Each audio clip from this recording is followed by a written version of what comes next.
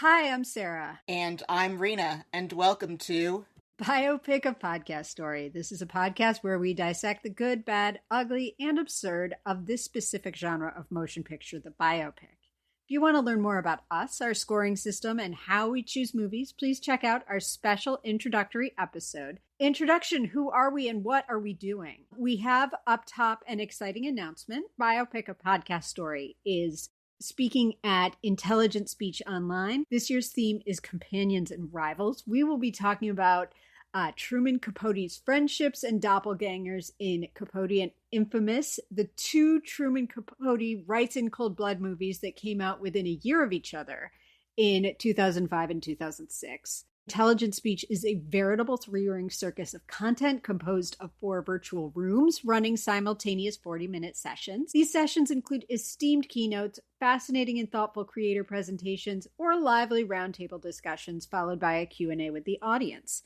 These Q&As, together with space and time for separate chats, create a unique experience in which members of the community can engage directly with the creators they follow. This online conference is taking place on February 28th, 2026, and your ticket not only includes live attendance, but also access to the recordings of all the sessions after the event to watch at your leisure. Tickets are now available at intelligentspeechonline.com, and do come and see us there. And you can enter biopic, that's BIOPIC,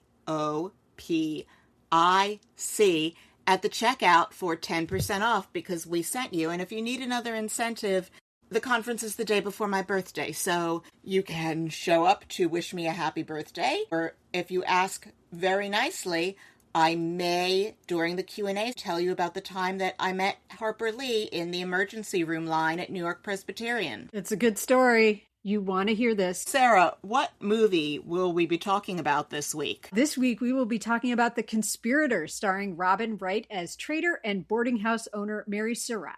Rena, can you give us the trigger warning? This movie contains depictions of and or references to slavery, capital punishment, racism, guns, assassination, actors, mock trial, brain damage, capital punishment, widows, military tribunals, death by asphyxiation, Robert Redford currying sympathy for people who don't deserve it, hoop skirts, and war. I'm guessing that mock trial mention was for everyone who's listening and is going to hear me talk about my mock trial experience. Yes, that's because I'm going to relate some things about how Frederick Aitken, the lawyer who defended Mary Surratt, was actually somewhat less competent than he is shown in the movie. I will want to know whether any of the stuff he's doing would pass muster in mock trial, because I feel like he would get picked to play someone less important at the following mock trial event, however mock trial's done. If you want to hear about mock trial, you have come to the right place. And Rena, can you give us a spoiler warning? You can always cut it if the sound of me snoring it can't be cut from the background while you're talking about mock trial. I've got so many good stories. Spoiler warning, we are going to spoil everything, including possibly the major plot points in works of narrative art having nothing to do with this particular movie. Consider yourself warned. Okay, sources used in the episode include The Assassin's Accomplice, Mary Surratt, and the Plot to Kill Abraham Lincoln by Kate Clifford Larson, and Mary Surratt and the Plot to Assassinate Abraham Lincoln by Sarah Miller, and Manhunt, the 12-day chase for Lincoln's killer by James L. Swanson, among other sources. We feel like this was a case where a lot of resources went into telling the story of people who didn't deserve to have this kind of resources put into their story. And we'll talk about why we think Robert Redford, may his memory be a blessing, might have done this. We are recording this on the 5th anniversary of January 6th. And that was not in my mind when I scheduled this episode. It was just that I wanted to do something that was set further into the past and something about a woman. Sarah, can you please tell us a little bit about The Conspirator and about Mary Surratt? The Conspirator, as you mentioned, is a Robert Redford movie. Robert Redford was the first and not the last actor who decided he wanted to direct a movie who defeated my Lord and Savior Martin Scorsese for a Best Director Oscar. I don't get as angry about this one because while I respect it, I don't love Raging Bull the way I love Goodfellas, and I also don't hate Robert Redford the way I hate that dead-eyed charisma vacuum Kevin Costner. So I kind of give him a little bit of a pass on this. A little bit about Mary Surratt before I go further from our friends at Wikipedia. She was born in 1820 and died in 1865. She was an American boarding house owner in D.C. who was convicted of taking part in the conspiracy which led to the assassination of U.S. President Abraham Lincoln. She was sentenced to death. She was hanged and became the first woman executed by the U.S. federal government. She maintained her innocence until her death, and the case against her was and remains controversial. She was also the mother of a failed son named John Surratt Jr., who was later tried in the conspiracy but was not convicted. So just a couple of things the movie glosses over. I want to be clear here as we get into this movie. You're the research person. This was a scroll down 2 paragraphs in Wikipedia and you find out how full of shit this movie is. It does not bear up under even the glancingest of scrutiny. Congrats before John Sr. died on land and property in a tavern and material goods and slaves. They were well known prior to this incident for their engagement with Confederate sympathies and activities. After John Surratt Sr. died of severe alcoholism and deading, they moved to Washington, D.C. after letting all of their stuff go. Mr. Surratt was a drunk, and I would no longer describe them as well off by this point. The argument is made that the reason that they chose to move to D.C., which otherwise didn't apparently make a ton of sense for the time, was in order to further their espionage activities. So that's that. About the movie, The Conspirator is a 2010 American mystery historical drama film directed by Robert Redford and based on an original screenplay by James D. Solomon. It is the debut film of the American Film Company. I'm so glad you asked what the American Film Company is. You wanted to know, right? I want to know why that was important enough for you to mention it. It's a film production company that was founded in 2008 by Joe Ricketts, who was the founder of TD Ameritrade and with his family owns the Chicago Cubs. They are focused on making feature films that tell true stories of America's past and founded on the belief that real life is often more compelling than fiction. Citation needed when it comes to this movie. So this premiered at the Toronto Film Festival on September 11th, 2010. It had a premiere screening at the Abraham Lincoln Presidential Library and Museum in Springfield, Illinois. Another premiere screening was held at Ford's Theater in Washington, D.C., where obviously Lincoln was assassinated. And the theatrical release took place on April 15th, 2011, the 146th anniversary of the death of Lincoln. As we discussed in our 2026 preview episode, I hate this cutesy-poo bullshit around marketing and releasing a film, and I won't stand for it. I'm here not tolerating it. Despite all of this cutesy-poo marketing, the film was a box office failure. It had a $25 million budget and it only made $15 million. So that's the backstory of that. It's so interesting because by giving me a day or two to simmer on this, my initial response was meh. And then the more time that I sort of spent thinking about it, the more the fury just washed over me about this movie, and certainly more than anything about the mission critical flaws of this film. One of the key ones is when you know the outcome, what are you doing to add tension to your drama? And here's the thing, you and I literally every week of this show, we know what happens at the end of the movie to some degree. This is not a show that is based on movies where we're surprised by the ending. And yet, we've seen plenty of films, most recently Oppenheimer, that are able to add tension and drama and keep you engaged and on the edge of your seat. What is this magic? It's something that this movie doesn't have.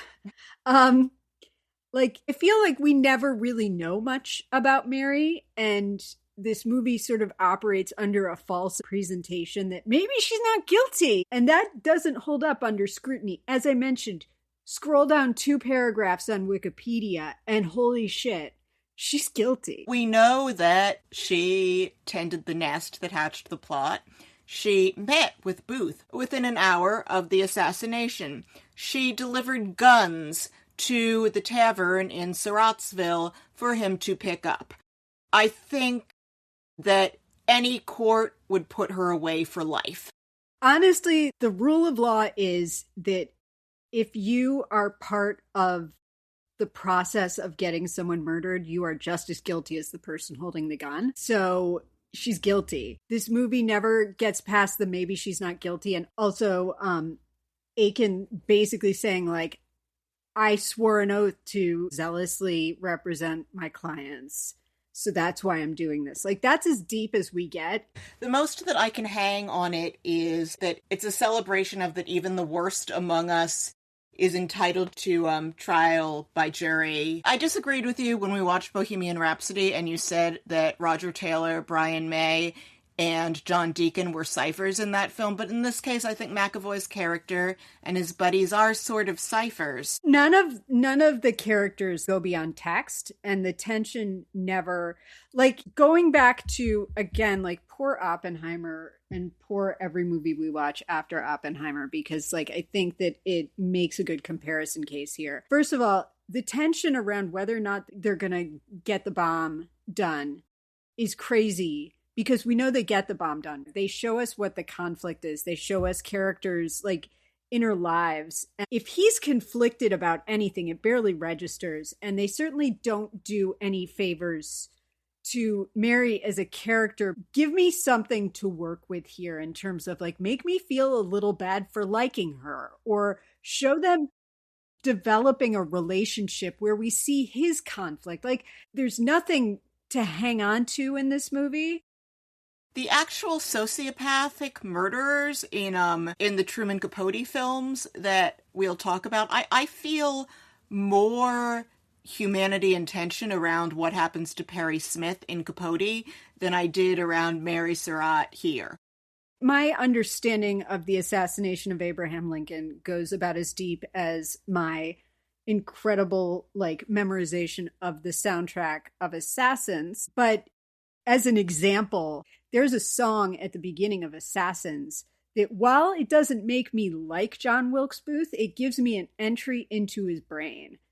And it doesn't make him necessarily sympathetic, but it makes him human. It's compelling. You can make a terrible person interesting and engaging, and you can give your audience a sense of conflict over how they should feel about that person. But we got none of that here.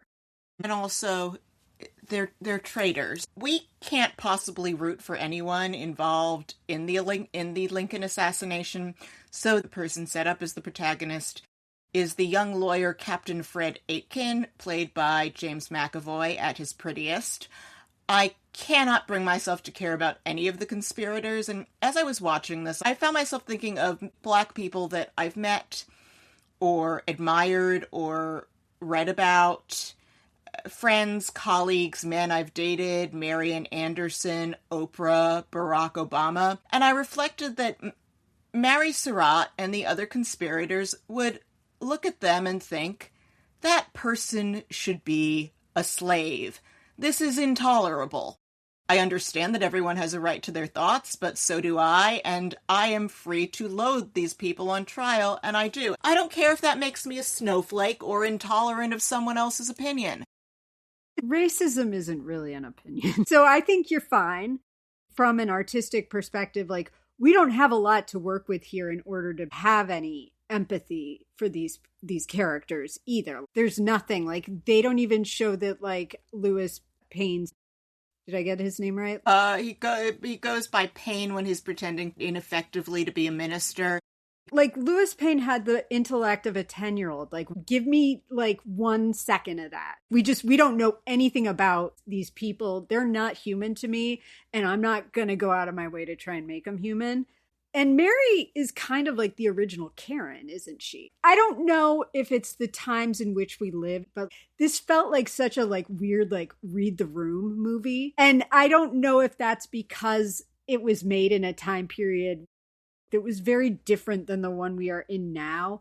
It didn't feel like an essential story because everyone is loathsome. It's just such a weird hill to die on artistically and directorially from a production standpoint. Why is this even here? You're going to make a case about the dangers of eroding the civil liberties of a white lady in this economy? If you want to watch a movie that will make you feel good about the Constitution protecting the worst of us, watch The People versus Larry Flynt, not this thing.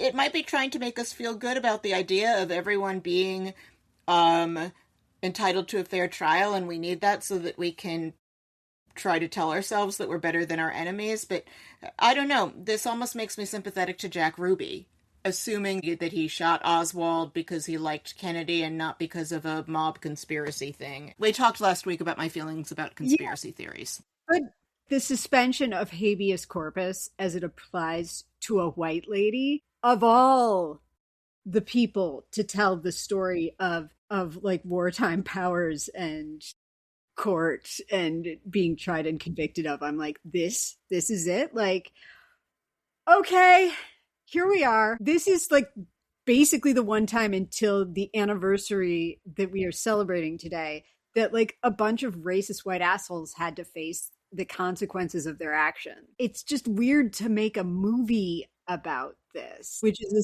essentially a paint by numbers Law and Order episode with an amazing cast and a wardrobe. Even if everything else is awful, I can coast on a wardrobe.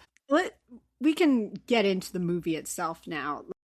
So we open on a big pan over a field of dead and injured soldiers. I was reminded of, one time my dad took our family to Gettysburg when I was a kid, and it was just like empty field after empty field. And my dad was like just very enthusiastic about a lot of things and was enthusiastic about being in Gettysburg. And he was like, we're staring at these empty fields. Now imagine this field covered in dead soldiers in order to try and make it interesting. And I am likewise going to tell our audience, imagine this field covered in dead soldiers and you see the opening of this film. Ah, good story, right? Yeah, they're McAvoy and a friend of his that we meet later who turns out to not be dead are on the field, and they are rescued, but the war goes on for another 2 years. This friend is played by Justin Long. He's about to die, but then they save him.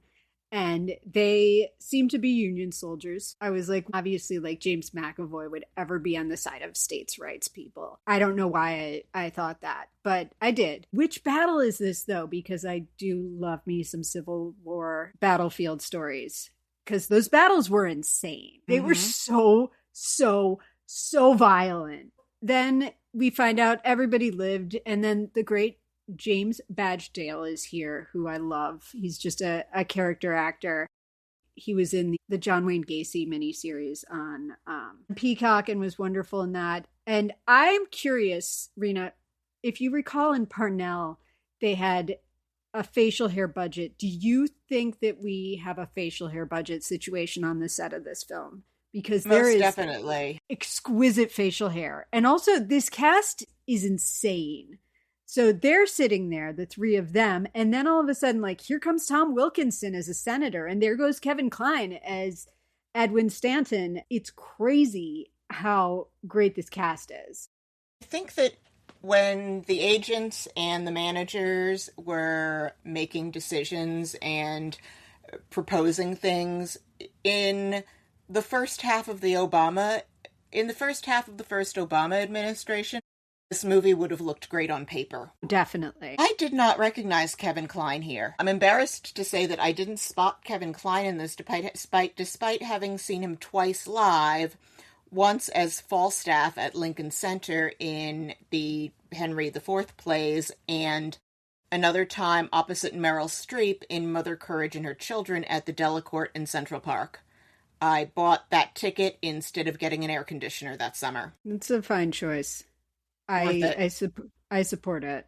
Kevin Kline was on the cover of the Big Chill soundtrack because he was in that movie. He is in like my weird little childhood crush trifecta with Harrison Ford and Michael Douglas. I've talked about this with my therapist. Like Justin Long, like I don't want to diss him, but he never not sounds like Justin Long, and he also has iPhone face. So it's not easy to see him slipping into Civil War mode.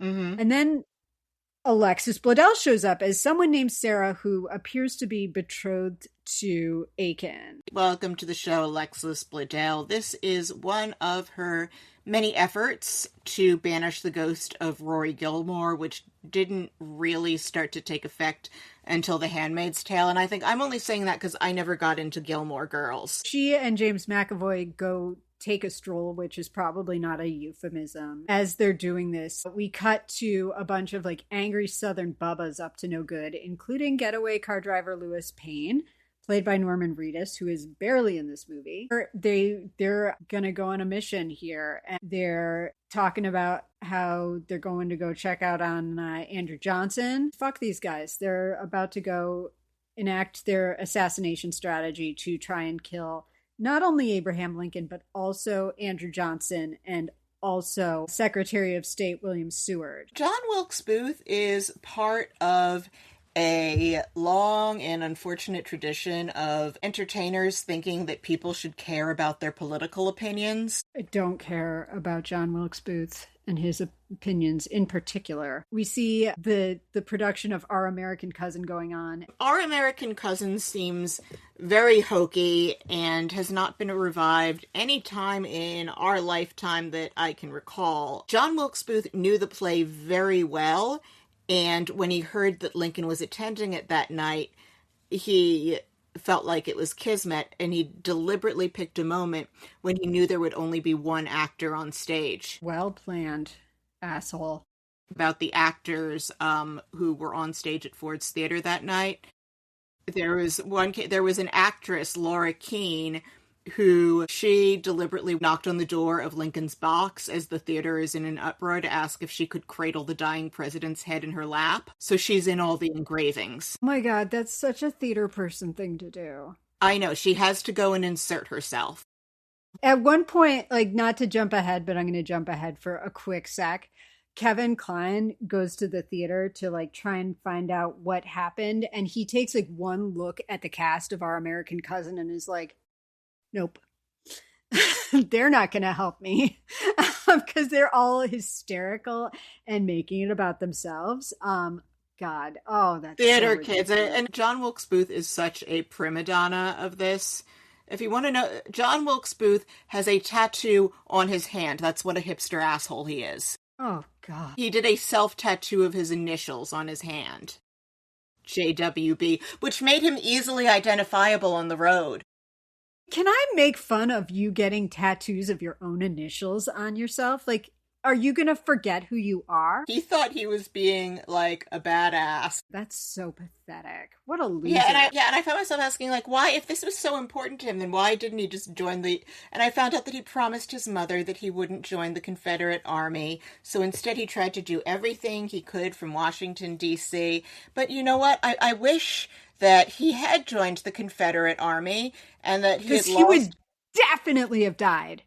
I wish that he had lost his arms, legs, and eyes and had wound up like that thing that Wesley says that he wants to do to Humperdinck. Or like the lead character of Johnny Got His Gun. I think I'd rather get the Humperdinck proposition in this case, because I mean, John either Wilkes way was extremely vain. Either way, wouldn't mind having an alternate history here, because he sucks, and so do all of these people. I also read American Brutus, and it talked about how when he's having this week on the run where he can't shave, he can't clean himself, he smells bad, his leg hurts, cry me a river, and just that his conditions were quite similar to those of a runaway slave. On a lighter note, I'm showing how much you have shaped my thinking over the last year and a half, Rena. I was watching this and I saw the costumes and I was like, there have got to be a ton of recycled costumes in here. So I checked my resource, recycledmoviecostumes.com. I could not find, but I'm sure since this was a $25 million movie and not a $100 million movie, there had to have been, and even in a $100 million movie, there will be things that they got from stock houses. It's just that recycledmoviecostumes.com tends to be dependent on who reports something. It's by no means comprehensive. I also checked out Frock Flicks, but they didn't have an essay on this movie. So, yeah, everything is well done, but I enjoyed the costumes. I would say everything is well done, but not remarkably done. Lincoln has been shot, and his head has been cradled by said drama queen that you mentioned. And then we see Lincoln's body being carried through the streets, which doesn't seem... I mean, I'm guessing he's already dead at this point.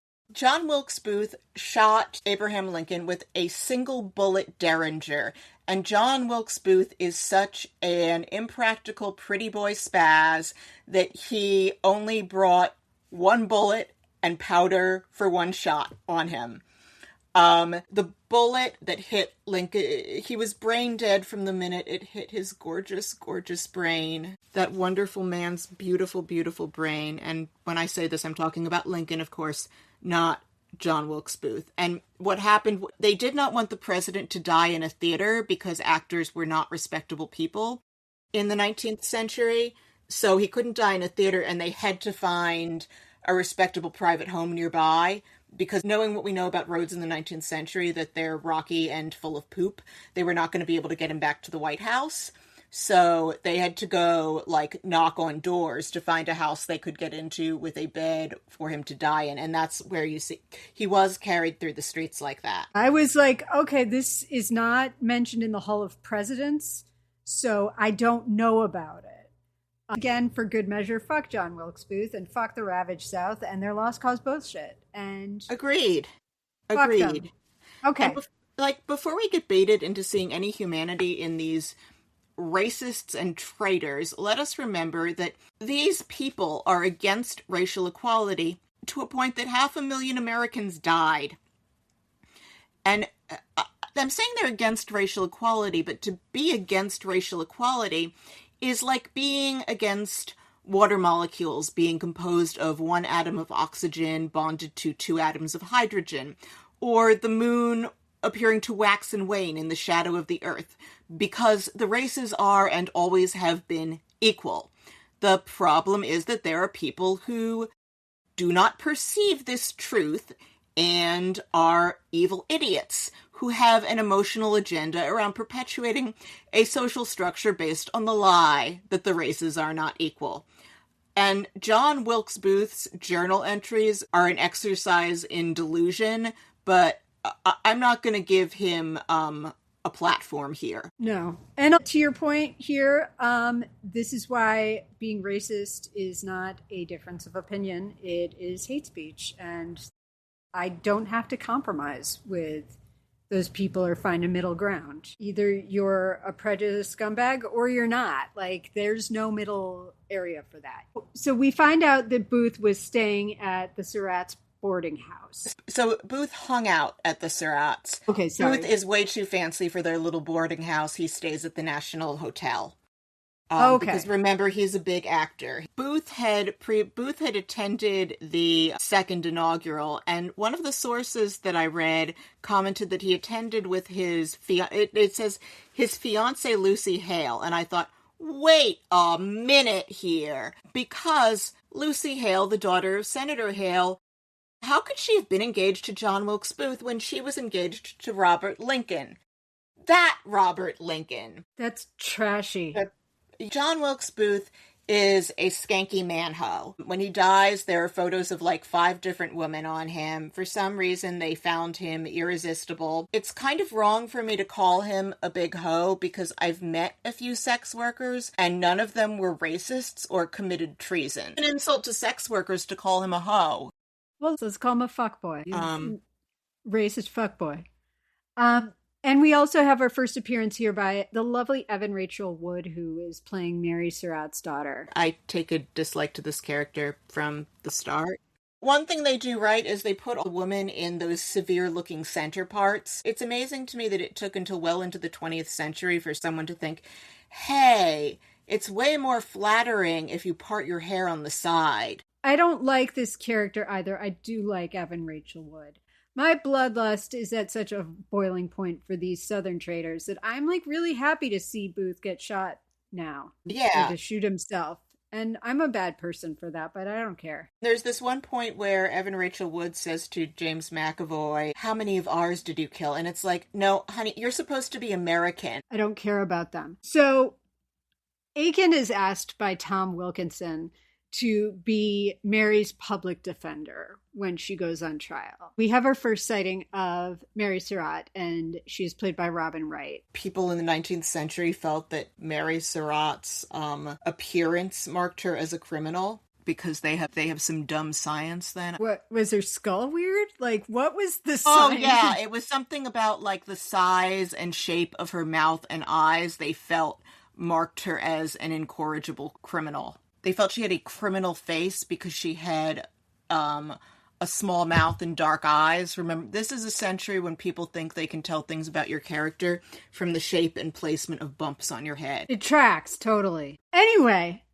Danny Houston's here. Danny Houston is here playing the antagonist, the government prosecutor, who's going after Mary Surratt, that mean man. This is a military tribunal full of people who want to throw the book at her, and she can't get judged by a jury of her peers anyway, because the first state to put women on juries is Utah in 1895. I would rather have full rights and be stuck with jury duty. Neither hither nor thither. Redford's making some statement about what America aspires to be versus what it's doing, and that blah, blah, blah, don't care. I mean, pretty much. Going back to my mock trial career, as you know, I received my bar card, or a certificate of participation, after 3 years in mock trial in high school.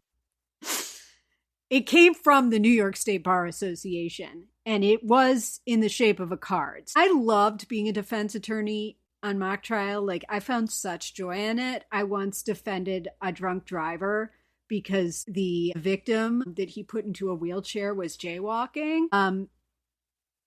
I love playing a monstrous person, but when I think about doing that in real life, if you zealously defend your client, you could put a bad person back on the streets in the name of the law. That seems a little more difficult to negotiate. Wilkinson's like, I would do it, but the look of me being a Southerner defending her is bad. And Fred Aiken's all like, it is, and I don't want to do it either. I'm against representing her. But he's like, I got to do it because I swore an oath. And Sarah's all what? And his friends are all what? And then Mary is meeting with him for the first time. And she's like, oh, you've never done this before. The fix is in. I'm paraphrasing. He goes to meet her and she asks him how old he is, and he says he's 27. So she says, oh, so have you done this before Aitken? Been a journalist before the war. He does the two most hated careers given to verbal people who aren't creative enough to write a novel that will sell, which are journalism and the law. Right before the Civil War, he passes the bar, but he has spent the past 5 years soldiering, not lawyering. So he's going to be great. He's all like, but yeah, I can do this. And she's all, I'm just a Southern Catholic widow running a boarding house. I have nothing to do with this. Uh-huh. You do. I think this movie wants to be A Few Good Men, but first of all, it's not written by Aaron Sorkin. And second of all, we never see anyone take any actual responsibility for anything, which is a key point in that play and that movie. It makes them continue to be dislikable. And if you want to make a movie about wartime justice, go whole hog and do the dudes who assassinated Lincoln, or find me a more sympathetic cause or character. Like, I cannot bring myself to feel any sympathy for these people. And like, this whole situation, like this movie and its existence, like, I'm going to draw a comparison to Goodfellas here. In the scene where Lois Bird is telling Henry, that she needs her lucky hat. And he's like, do you have any idea what we're involved in here? And she's like, I don't care. I got to have my hat. Like, we're at war. The president was just assassinated. And you're asking me to feel bad for a woman who clearly was an accessory after the fact or had foreknowledge, in which case she can be convicted of murder. It's just too far. Like, people are starving Kim. Yeah. I don't care about her rights. I don't care if she was a pious Catholic. They're always showing her praying or with her rosary in her lily white hands. Religious observance is just rituals that by themselves have no bearing on morality. You texted me and you were like, is this movie trying to turn me into a conservative or something? I'm like ready to be a jackboot here and be like, well, they should be suspending habeas corpus in the DC area if the president has just been assassinated. And if there are traitors in the mix here, because Virginia is right there. This is not the movie or the story you want to argue this point with, because I'm just like, yeah, sure, suspend their rights. Everybody sucks. Yeah, it's like we took Richmond like last week before. It's not done. There are still people in the field who didn't surrender with Lee. And at the end of the day, every last one of these people, they should have loved Lincoln and hated slavery. And we should have done way more to deal with the fact that these people were all treasonous monsters. And we didn't. Yeah, I think every single Southerner should grow up ashamed of the Confederacy. We just let them have their stupid statues. We let them have their participation trophies, and I mean, they keep fucking us over. Are there a bunch of poor losers? They are the sorest losers anywhere. This movie's really pushing my love of humanity. I think that Redford did this as a Valentine to the ideals of the justice system, but it doesn't work. He goes to check in on Anna here. Yeah, he goes to check on her and to poke around to see if there's anything hanging around that can help him with the case. And she's essentially under house arrest. And honestly, there's not a world where if I'm her, I want to ever leave the house again. She's sad because she misses her mama, and she's scared for her brother, and they're all traitors. And before you shed any tears for Anna Surratt, let me remind you of something that Tad Lincoln wrote a little after hearing about the assassination of his father, President Abraham Lincoln. I previously quoted this in our Lincoln episode, but that was over 40 episodes ago. So here it is. Tad Lincoln wrote, "Pa is dead. I can hardly believe that I shall never see him again. I must learn to take care of myself now. Yes, Pa is dead, and I am only Tad Lincoln now, little Tad, like other little boys. I am not a president's son now. I won't have many presents anymore. Well, I will try to be a good boy, and will hope to go someday to Pa and Brother Willie in heaven." Tad. And the way they play that relationship in Lincoln, oh my God. So lovely. Yeah. Another thing, Anna Surratt had over 10 years longer with her mother than Tad Lincoln had with his daddy. Yeah, I don't feel bad for these people. No.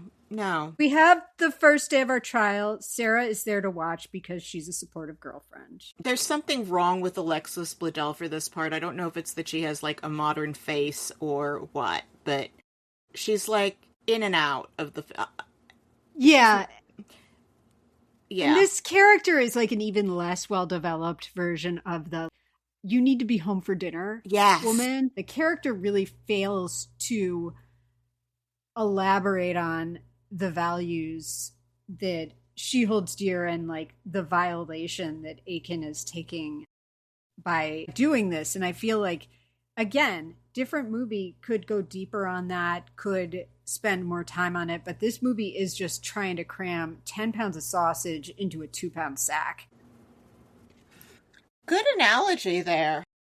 Thank you. I got it from Real Housewives of New Jersey. Like, there's too much ground this movie is trying to cover and never getting into it. The first witness we see is Lewis White, played by the lovely and delightful Jonathan Groff. He's testifying that there were lots of bad people around the boarding house. There were secret meetings that he got bad vibes from, but he also didn't hear anything. He said that, Mary was just welcoming, and this is not the best evidence so far. He knew they were suspicious. There's not a lot to work with here. And McAvoy's pretty easily taking this shit apart. At this point, he asks Jonathan Groff, too, if he's ever been to Richmond. And he says, I don't recall, which... Here's the thing. You always recall. You say, I don't recall, if you don't want to say. Yeah. Especially, it's wartime. You're probably not doing that much traveling. So, Anyway. They're young. They haven't had that long out of their life to travel in. I've talked about Aitken's inexperience as a lawyer. He is more competent here than it sounds like he was, especially from Sarah Miller, where he did things like he was trying to use her eyesight was bad as proof that she didn't recognize Lewis Powell. But he got conflicting answers. Anytime, basically, that he has a witness on the stand, he asks them about her eyesight after this line of questioning has proven unpromising. That's bad lawyering. He just keeps throwing it in every witness. Yeah, that's bad lawyering. Yeah, if you did that in mock trial, you wouldn't get a big part the next year, would you? No. Also, mock trial was heavily scripted in terms of you had plans in terms of the way that you asked the questions. You went in with a plan. You didn't just keep hammering someone on a random thing. Wilkinson's like, if you can prove that she's guilty, then you can get off this case. A note from here on Lewis Payne, the man that she claimed she didn't recognize, who said he was there to clean the gutter. On page 63 of Kate Clifford Larson's book, she writes, on March 12th, he was arrested and thrown into a Baltimore jail for beating up a black maid in Branson's boarding house. Payne lost his temper when the young woman refused to clean his room, calling him names to boot. Her perceived insolence set paid off on a tirade. He struck her, threw her on the ground and stamped on her body, struck her on the forehead, and said that he would kill her. The young woman filed a complaint with federal marshals. Her understanding was that her accusations would get more attention from federal law authorities than from the local police, and they arrested him.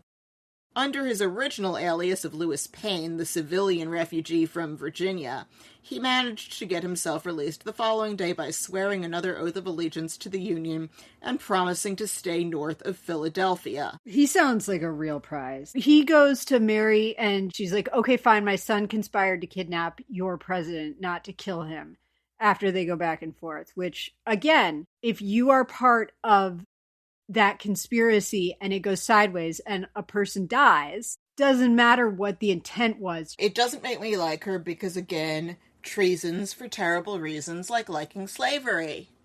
I don't feel conflicted about their execution. I'm not uncomfortable with the outcome. And that's a huge failure on the film's part. Yeah. If the point of the movie is to make me feel the injustice, and I'm just like, I agree with you, Kevin Kline. We do need to make a point and send a message, and hang a bunch of people. Like, the movie has failed to make its point. If that's where I am, the script isn't selling it.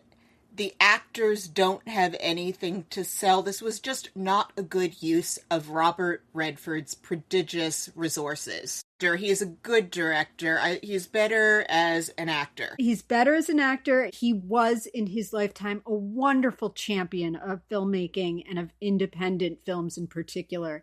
His direction is not great. I have no right to criticize, but I am. And anyway, at this point, we get a little bit more insight into the conspiracy, and we kind of see more about what happened. She's not even a good villain. No. Although I will say this, that they do a good job making Robin Wright look plain and haggard. Which is probably not an easy thing to do. She was still hot in Wonder Woman, which came out years after this. We find out too here that she doesn't want to turn in her fail son, for what he did because she loves her son, which she shouldn't. He sucks. He sucks. But of course, any parent will do whatever to save their kid. Of course you'd go to prison for your kid. Of course you'd die for them. He's trying to create a good defense. And someone is asked at one point, is it possible? The answer, if you are asked, is it possible on the stand, is anything is possible. It's not yes or no. It's anything is possible. And then, like, we hear, like, all of these prisoners are, like, demanding stuff. One of them is, and I quote, won't be guarded by Negroes. And another one is like, I need my mom's cooking. And I'm kind of like, wow, I don't care. They should make him go clean up after the black guards specifically. Make them clean the streets. Yeah. At this point, Stephen Root shows up. Again, this cast. To testify, and he's like a delightful drunk who lived somewhere where Mary brought him a package and told him that John Wilkes Booth was coming to stay at his house. But he's a drunk. McAvoy kind of gets in a few hits on him. Shea Whigham shows up. He is asked a couple of questions when he first meets James McAvoy, and then he gets on the stand and he's like, I lied to you in person and I'm going to tell the truth on the stand, which is totally uncool of him to have done that. On page 171 in Larson, the full story on that, where it's like, gosh, poor Aitken. He thinks he's finally lawyering effectively, and then nope. And to be clear, I don't really care about or feel sorry for anyone in this movie. Cottingham, he had stated one thing to Aitken in the street, and then contradicted himself on the witness stand. There he sat in open court, a government detective, exposing himself as a liar. More astonishing yet, Cottingham gloried in the fact, the Boston Daily Advertiser reported, as he unblushingly told the court that he had deliberately misled Aitken, feeding the lawyer exactly what he wanted to hear.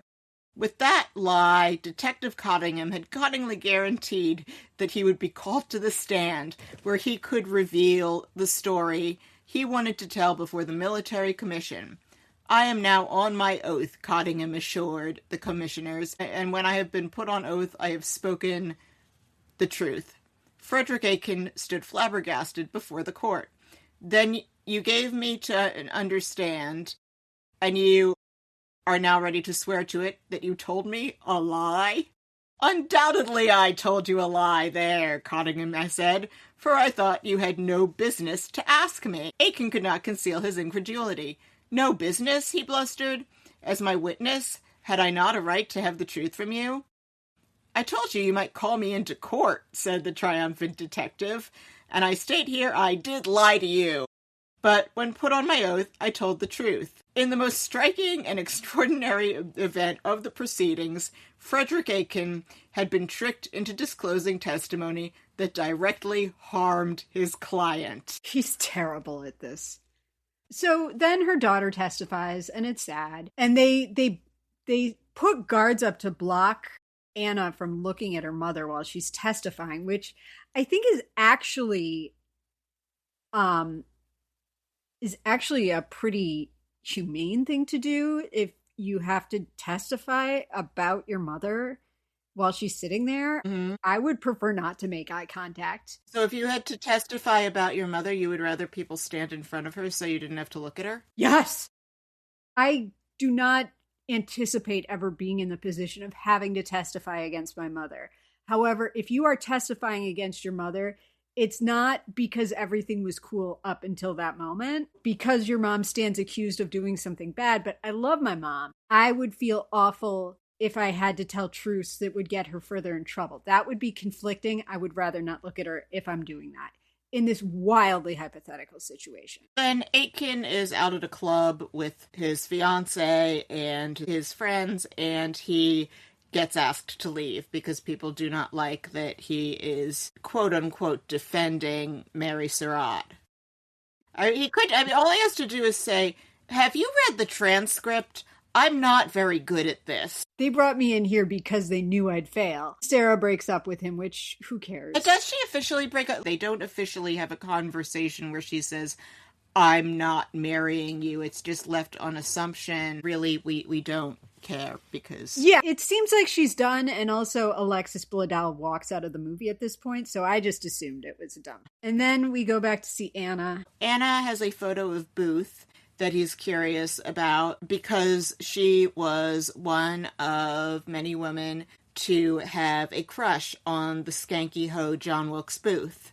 The fuckboy John Wilkes Booth. You're right. Well, I think I can call him a skank. Yes, you can call him a skank, absolutely. Yeah, the skank and the traitor John Wilkes Booth. There's a scene shown of her brother saying he'll ruin us, which still doesn't make me sympathetic to anyone. And another example of Aiken being even worse at lawyering than what we see here in trying to prove like why she has a photo. It's so people would sometimes go and buy photos of famous people of the day to keep around.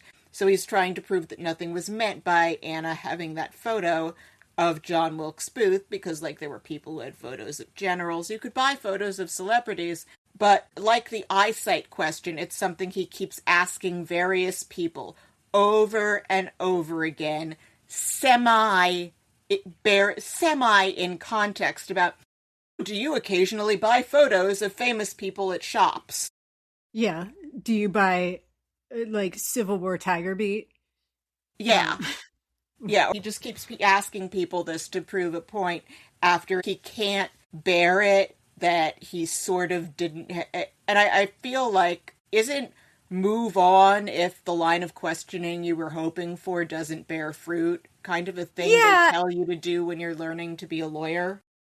Yeah, and that's also like an objection relevance kind of situation. Asking like Stephen Root if he buys fan mags about his favorite movie stars or whatever, acting stars, drinkers, farmers, pictures of pretty livestock, whatever it is that he's into. Like, what's the point of this questioning? Anyway, apparently the priest who visits Mary knows where John Jr. is. Here's the thing, like, if John Jr. would just come out of the woodwork and take responsibility for himself, he could save his mother's life. And he doesn't do that because he sucks. We get to closing statements. She is in not a surprise, found guilty. The only recourse he has is to either get like a writ of habeas corpus signed or to ask for clemency from Andrew Johnson, which I'm shocked that he didn't give this, given what we know about Andrew Johnson. I'm shocked.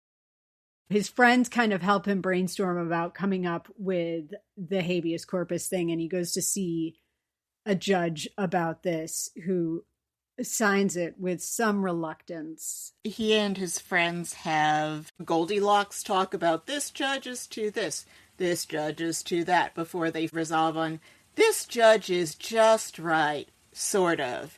As in, this judge will sign their thing for a civil trial. Yes, a Judge Wiley signs it, and he's played by John Cullum. Happy to see you, John Cullum. Always happy to see you. Then there's a parlor scene with Kevin Kline basically saying, hang these people, and we have to do this. You need to, like, get in line and stop with this nonsense about getting a new trial. And again, I'm here for it. I'm with Stanton here. I can't cheer for the potential last minute reprieve. I'm not happy for Anna's relief. We're saved from her dramatic journey across Washington, where it includes Stephen Douglas's widow shows up quite dramatically and attempts to get to Andrew Johnson. I'm not feeling dread around the emotional whiplash of, I'm going to hang. You aren't going to hang. Yeah, you're going to hang. And I'm glad when Anna is left alone in the room to weep for her mother, because how many enslaved people wept when a family member was sold far away to never be seen again? And all this swelling music is in service of someone who doesn't deserve it.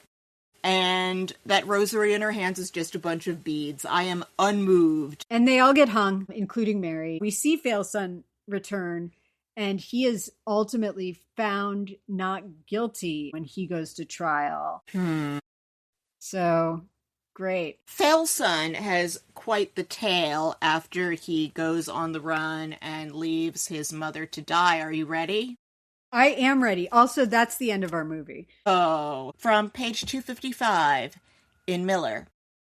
In late November of 1866, John Surratt's name suddenly appeared in newspaper headlines. The papers were cautious at first. "Curious news, if true," said the New York Herald. But the news, however improbable it sounded, was indeed true. John Surratt had spent most of the last 2 years engaged in a sequence of events worthy of an adventure novel. Immediately following the assassination, he fled Montreal and sheltered for 3 months in the rectory of a Catholic priest in Saint-Liboire, Quebec, until a servant, peeking under the stove, spied him and mistook him for a woman hiding in the priest's bedroom. Then, with the help of an assumed name and a flimsy disguise worthy of Reverend Payne, John crossed the Atlantic to England and eventually turned up in Italy, where he reinvented himself as John Watson and enlisted in a regiment of Zouaves at the Vatican. As if that were not improbable enough, a college acquaintance who happened to be serving in the 9th Company of Pontifical Zouaves recognized John and reported him to the authorities. John Surratt was promptly arrested on November 6, 1866, and sent to the prison at Velletri to await extradition to the United States. 2 days later, as he was being escorted from the prison, John requested permission to relieve himself at the latrine beside the gate. To the surprise of the corporal and the 6 guards in charge of him, John grabbed hold of the rail and vaulted over the ledge. A fall of 20 or 30 feet landed him in the filth from the barracks that had piled up on the rocks beneath the privy. He survived the fall, cushioned by excrement, and scrambled off into the valley below with minor injuries as his dumbfounded captors watched. John managed to evade capture and make his 125 miles south to Naples, where he boarded a freighter bound for Alexandria, Egypt, on November 17th. American authorities intercepted John Surratt in Alexandria. "I have nothing to say," John told the American consul who took him into custody. "I only want what is right." And I mainly read that because how his fall was cushioned. I don't normally like that sort of humor, but in this case, it's what he deserved. So do you want my final reflection before we move on to awards talk, choice dialogue, and scoring, or after? I had to look for an alternate reality to find some source of hope and comfort here. And for that, I had to go to Manhunt by James L. Swanson. It's been observed that Abraham Lincoln appeared to have aged rapidly during his time in office, but there's that possibility. What if Booth misses by a few inches? And then the story we get is quite different. I'm just going to read to you a little bit from Swanson here about what happens if Lincoln is alarmed when that bullet maybe hits him in the arm or somewhere where he can get up. There was another Abraham Lincoln that no one in Washington had ever seen. The vigorous, muscular rail splitter of the West. That image was more than a brilliant slogan from the presidential campaign of 1860. Lincoln really had been a rail splitter, a man hardened by years of brutal physical toil. With his creased apple doll-like head sitting atop a thin, 6'4" frame, President Lincoln might have looked old and weak. The wartime demands of the presidency had taken their toll, and Lincoln had lost 20 or 30 pounds during 4 years in office. But beneath that ever-present baggy frock coat and ill-fitting trousers, there remained a lean and formidable physique. Too soon doctors would discover and marvel at the age difference between his face and his body. Had Booth missed, Lincoln could have risen from his chair to confront his assassin. At that moment, the president, cornered, with not only his life in danger, but also Mary's, would almost certainly have fought back. If he did, Booth would have found himself outmatched, facing not kindly Father Abraham, but the aroused fury of the Mississippi River flatboatmen who fought off a gang of murderous river pirates in the dead of night, the champion wrestler who, years before, humbled the Clary's Grove boys in New Salem in a still legendary match, or even the 56-year-old president who could still pick up a long splitting axe by his fingertips, raise it, extend his arm out parallel with the ground, and suspend the axe in midair.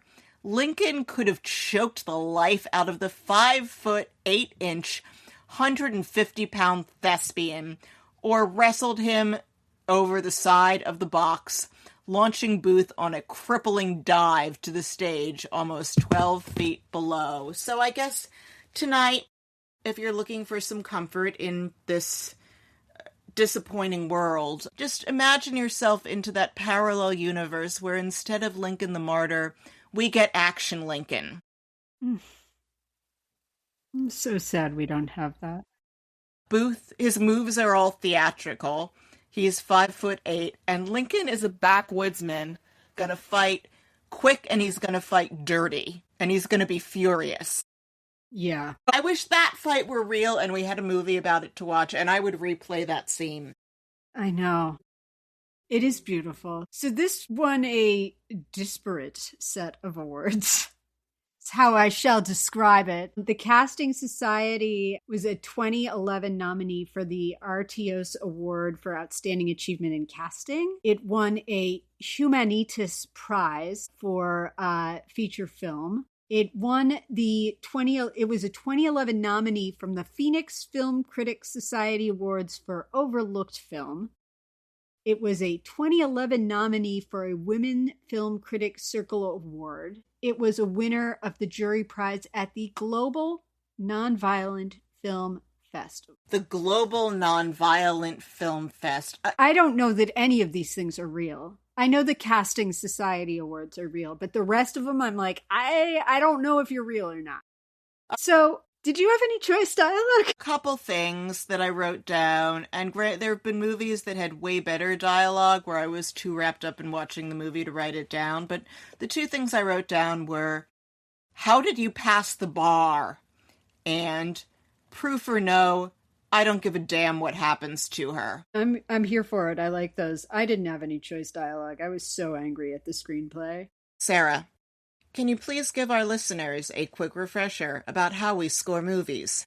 I'd be happy to. We rate movies on a 1 to 10 scale across 10 areas that we find to be subjectively and or objectively important to most films, but specially tailored to specific issues particular to biopics. If you want more details on how we score movies, please scroll down our webpage at biopicapodcaststory.podbean.com.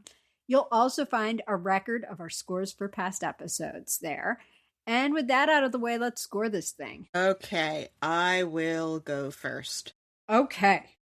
So for outward appearances, hair and makeup, I gave it an 8. For acting and casting, I gave it a 7.5. I thought everybody was good. I didn't think anything was on par with Daniel Day-Lewis and Lincoln. Yeah, Meryl Streep always gets a 10. People did very well with what they had, which is reflected.